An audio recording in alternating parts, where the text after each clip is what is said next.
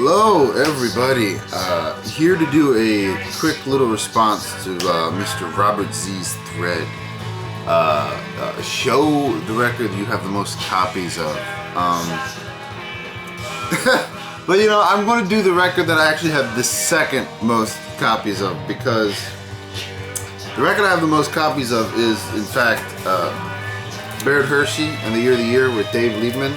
The first record. I have 4 sealed copies and 1 open, so I have 5 copies of this, but it's all the same pressing and it's kind of boring, so I'm going to talk about a different record. But the reason I have so many damn copies of this is because I found a website that had still sealed copies of this. I think that's from 79, I do believe, or 76, I don't remember, but point being, the reason I have so many copies is I found a website that had these for $5 still sealed copies. So I bought more than this, and I'd sent out like 2 of them, so I think I had like 7 of these. But I know, a ridiculous amount, but for $5 I couldn't pass it up. But record I'm going to talk about, I have 3 copies of this record, and it's what you hear in the background right now, and that's the wonderful Ummagumma from Pink Floyd.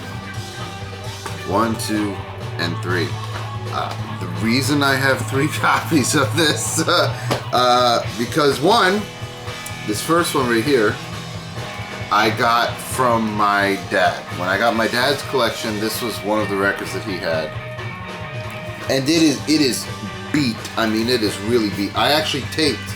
I don't know if you could see it, but the top and the bottom, I had taped it because they were so peeled and so coming off, and the vinyl plays, but it is just noisy as all kinds of hell. This is just standard American pressing. You know, I want to say it's like the 5th or 6th pressing of it. Couldn't honestly tell you because I don't know that much about dead wax and pressings. If I looked into it, I could find more, but just the standard American pressing, nothing really exciting about that. Got this record totally free from my dad, so still cool to have, and I kept it. A couple months ago, I ended up picking up a second copy, this one, which is much nicer than the one I got from my dad.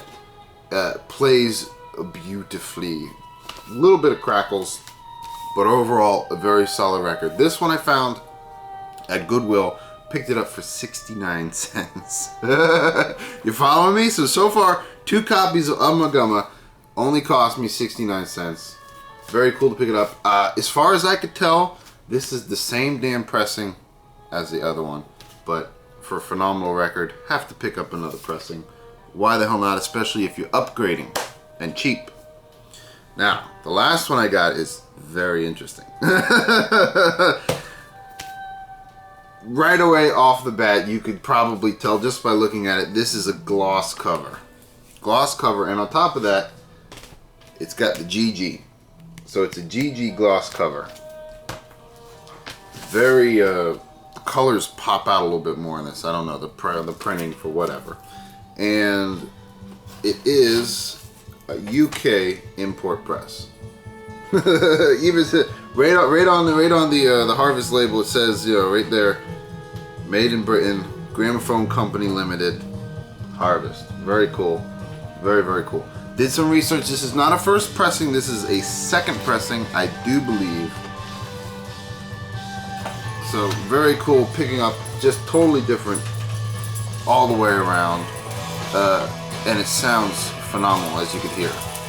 Plays without any noise, no skips, nothing. I picked this one up for $1 from a guy. I went and dug through his collection. I got a couple, and they were all imported. I got a couple Pink Floyds. They were all imports, and they were all like 2nd or 3rd pressings, all gloss covers just like this one, and just pretty damn cool. Early GG release pressing, you know, UK import. For $1, I was thrilled to pick that up. So, if you're doing the math now, right? I got 3 copies of Ummagumma for a mere $1.69.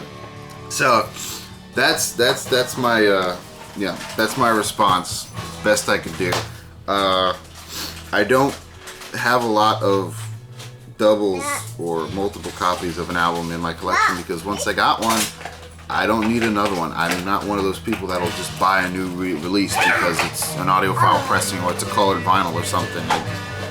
You know, that's not how I am. I'm perfectly happy with an old pressing as long as it plays good, which this one didn't, so then I upgraded, and this one just because, well, shit. It's a UK for $1. UK import for $1. Can't go wrong. So, Robert Z, hope you enjoyed. Everybody else, till next time.